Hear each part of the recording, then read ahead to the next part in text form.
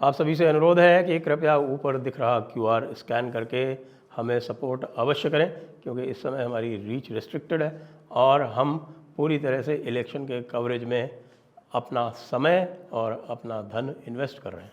नमस्ते, मैं हूं संजय दीक्षित और आप देख रहे हैं दी जयपुर डायलॉग्स। नूपुर शर्मा, जी हाँ, वही नूपुर शर्मा जी जिन्होंने सही बुखारी की हदीस संख्या 5134 और जो सही मुस्लिम की भी है 1422B, उसको उद्धृत करके एक प्रकार से सनसनी फैला दी थी और उसके बाद उनके पीठ पर टारगेट पेंट कर दिया था उस चिड़ियाघर के भालू ने। आपको पता है ना, ज़ुबैर जिसको बोलते हैं, वो ज़ुबैर जो एक बार वैसे जेल जा चुका है, लेकिन चार्जेस बहुत हल्के थे। लेकिन मुझे पूरा विश्वास है कि उसका समय बहुत निकट आ चुका है। वो बेचारा सोच रहा है कि किसी तरह से जो है इस बार अगर सरकार नहीं आती है या फिर इंडिया अलायंस की सरकार आ जाती है तो वो शायद कोई मिनिस्टर बन जाएगा। लेकिन बनेगा तो वो ज़रूर मिनिस्टर, लेकिन कहीं और का बनेगा, CM बनेगा वो। CM आपको पता नहीं है? CM, हाँ, जेल में CM होते हैं, कन्विक्ट मिनिस्टर। बिल्कुल, CO भी होते हैं, कन्विक्ट ऑफिसर्स। खैर छोड़िए, उसको जाने देते हैं।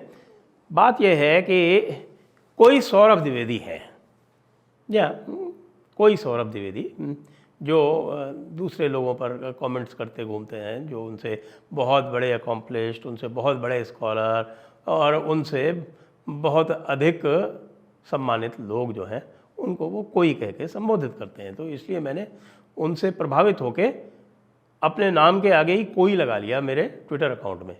मैं कहा कोई संजय दीक्षित। भाई मुझको जो है कौन भाव देता है, आप भी जानते हैं, लोग ज़्यादा भाव तो देते नहीं है।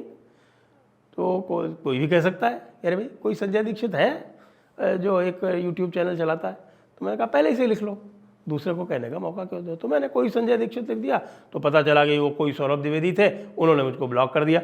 मेरी उनसे ना तो कोई जान पहचान, ना कोई जानकारी, ना कोई दुआ सलाम, यानी गुनाह बेलज्जत। ये भी कोई बात होती है जिसको कहते हैं कि यार सर मुड़ाते ही ओले पड़े। खाली हमने कोई लिखा और जो दूसरे कोई थे उन्होंने हमको ब्लॉक कर दिया, कोई बात नहीं। लेकिन भाई साहब जो हैं वो हैं बहुत बड़े चौमू।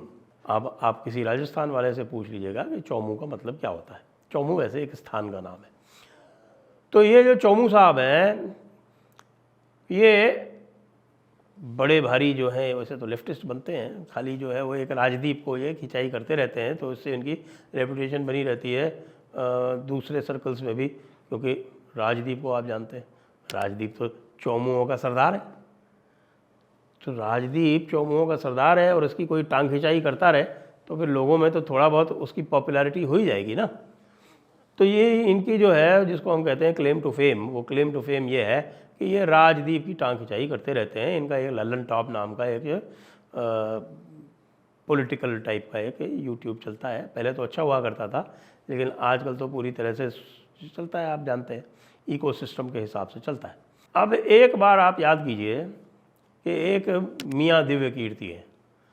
तो वो मियाँ दिव्य कीर्ति जो है वो UPSC के कोच हैं। उनके एक विजन IAS करके वो एक कोई कोचिंग इंस्टीट्यूट चलाते हैं।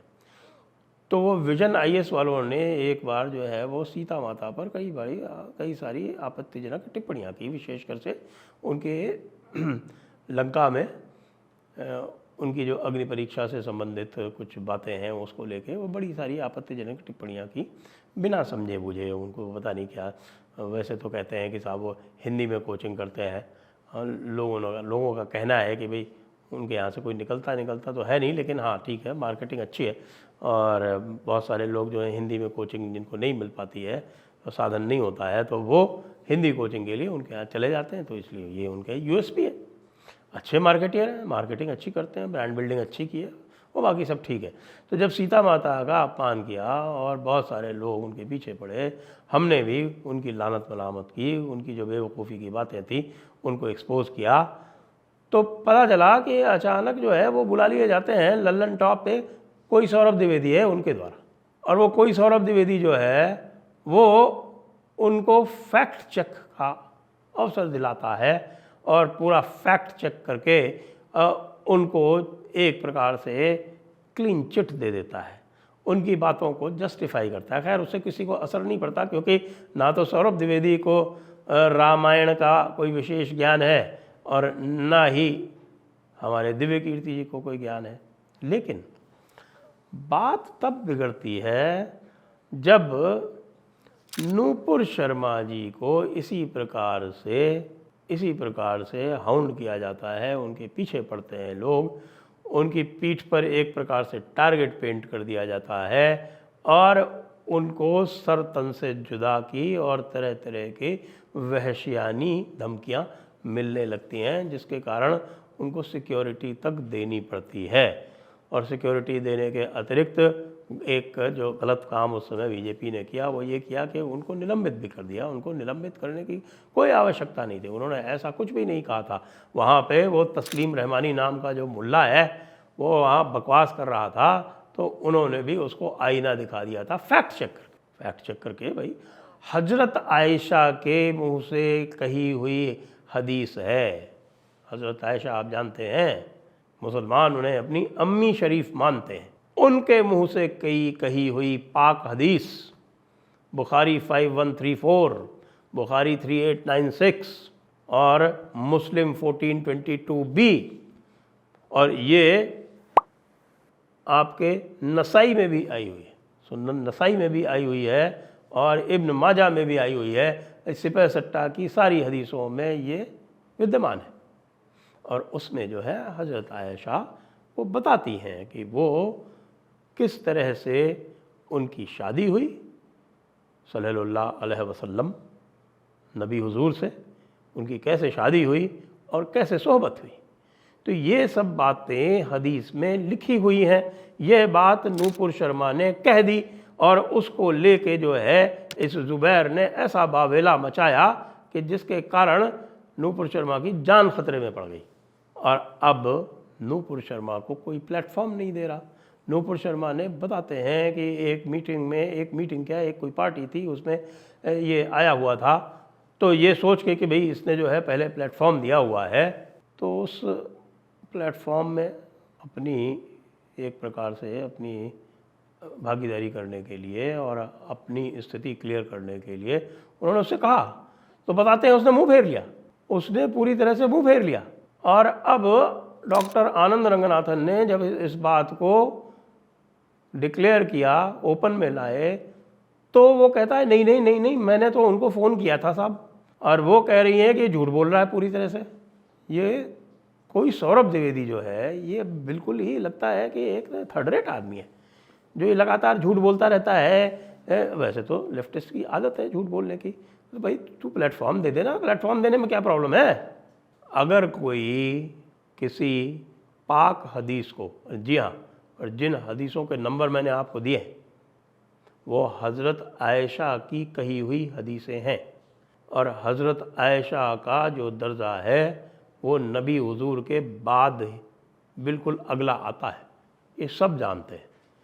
उसके बाद भी उस पाक हदीस को कहने से क्यों गुरेज है इस लल्लन टॉप वाले कोई सौरभ द्विवेदी को, क्या गुरेज है उसको।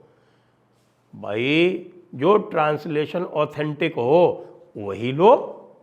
और मैं बता सकता हूँ भाई, आप ले लीजिए फारूक नदवी का ट्रांसलेशन जो है वो बिल्कुल माना जाता है, बगा माना जाता है। हदीसों के ट्रांसलेशन है जो स्टैंडर्ड ट्रांसलेशन है उनको ले लीजिए।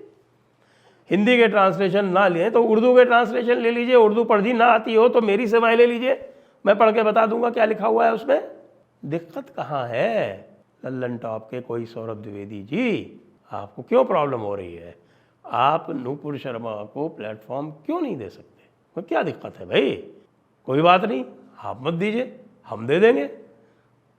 हम तो बिल्कुल पूरे ही इज्जत व एहतराम के साथ हम नबी हुजूर की कही हुई बातें, हज़रत आयशा की कही हुई बातें, उनको पूरे इज्जत एहतराम के साथ सामने लाने के लिए हम पूरी तरह से पाबंद हैं। क्यों नहीं पाबंद हो। लेकिन ये जो सौरभ द्विवेदी नाम का ये जो चीकट है, चिरकुट है, सॉरी, कोई सौरभ द्विवेदी, मैं जानता नहीं इसको, ये इस तरह की हरकतें कर रहा है। एक बार इसने हमारे साथ भी ऐसी हरकत करने का प्रयास किया था। इसके किसी चमचे या कोई चमची, देखिए चमचे चमची गलत शब्द नहीं होता है, क्योंकि आप जानते हैं हमारे राहुल गांधी जी जो हैं, हमारे रेजिडेंट पप्पू, वो भी इसका प्रयोग इसी तरह से करते हैं। तो जो चमचे चमची ने हमको फ़ोन करके किसी बात पे हमने मैंने कुछ शायद कोई एपिसोड किया था, टॉक किया था, उस पर हमारी सफाई मांगता था और उसके ऊपर कोई आर्टिकल लिख दिया। उसके बाद हमने इसकी इतनी बैंड बजाई कि पता चला हमारी टीआरपी जो है वो बढ़ गई 10 टाइम्स। तो भाई लल्लन टॉप वाले कोई सौरभ द्विवेदी या तो प्लेटफॉर्म दे दो, वरना हम तुम्हारी पूरी तरह से जो हरकतें हैं वो एक्सपोज करेंगे। नहीं रोक सकते तुम हमें। जय हिंद, जय भारत, वंदे मातरम।